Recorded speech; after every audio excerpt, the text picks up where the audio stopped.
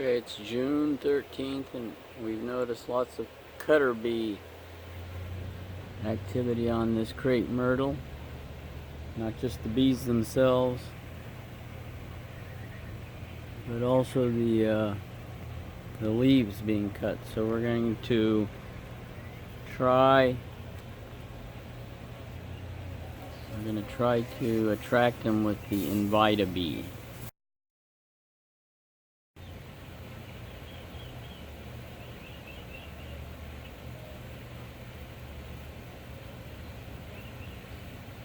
Hello, this is Jim and Michelle for Blue Orchard Bees in Arizona project. It's June 13th. We're going to try and attract some native leafcutter bees using an Invita-Bee kit from Crown Bees. It comes with this Invita-Bee phenerome, which attracts cutter bees, and it comes with these 5 tubes, and you want to make sure that you line them up so that the open end is facing out and the closed end right here is inside. We have a previously used bee house that Gene had used last year ago or 2 ago for his attracting bees study, the initial study before we started ours. And so we're going to set this up, and we're going to put this in here, and we are going to put this pheromone scent on it. We have a crepe myrtle which has dozens and hundreds of native leafcutter bees flying all around. So we're going to try and attract them by putting this near the crepe myrtle in the shade, so it isn't super hot, because yesterday was already 113 degrees. So you want the bee house to be not in the direct sun. So let's set this up, and then we'll show you how we spray it.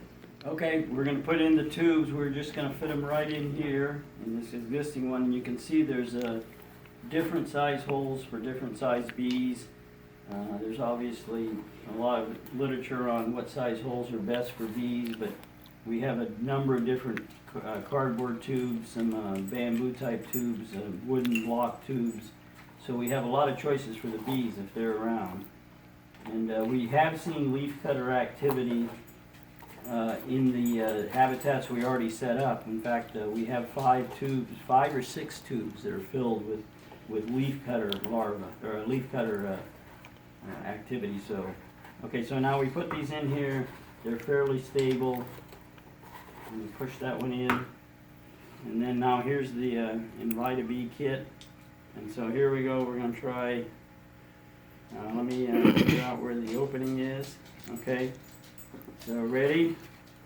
Here we go. I'm not sure if this is working or not, but yeah, you see it? Mm-hmm.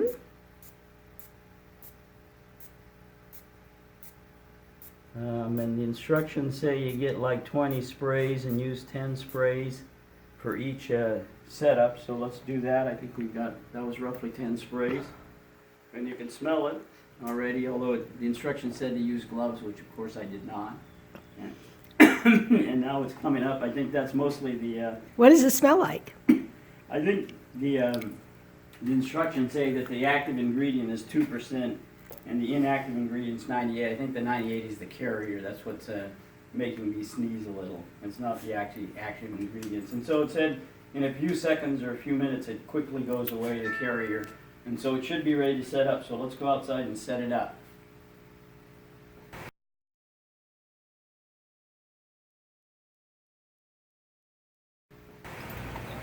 Okay, here's you want to come back because there's a hanger here.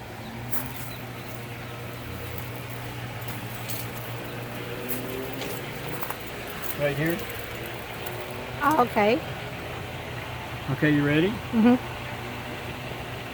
Good. Okay. So we're out here on the outside. The crepe myrtle is right here. You can see all the bee activity on it up here. This here wall faces that way is the east.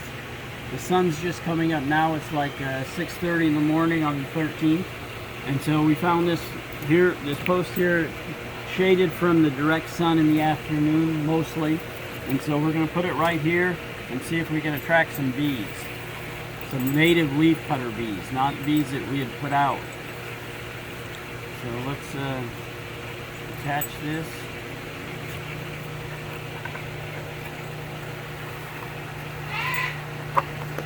Okay, so it's hanging down like this.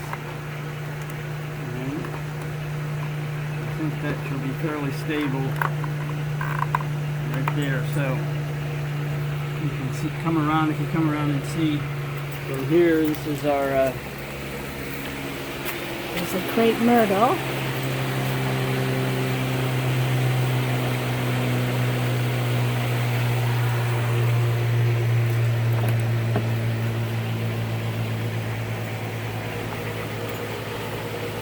okay, so if you come around here, you can see what we have here.